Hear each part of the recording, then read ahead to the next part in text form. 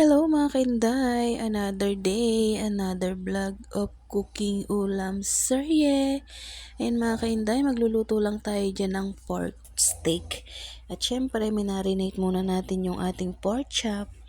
Tsaka natin siya ngayon ipa-fried. Ipa-fried natin yung both side. Papalabasin natin yung konting juicy.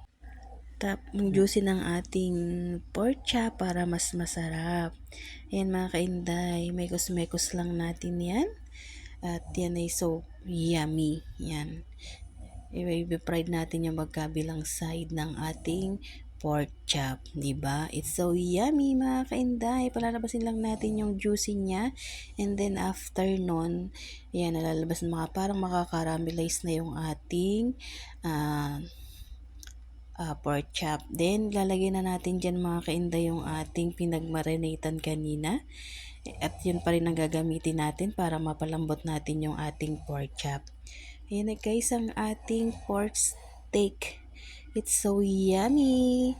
Lagyan natin yan ng pepper at ng pampalasa at ng sili.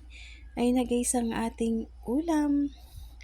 Pork steak with eggplant on top. Yan, it's so yummy. Thank you for watching. Maraming salamat sa suporta. Finish cook na tayo at pwede na tayong kumain. Yan na po. Bye-bye!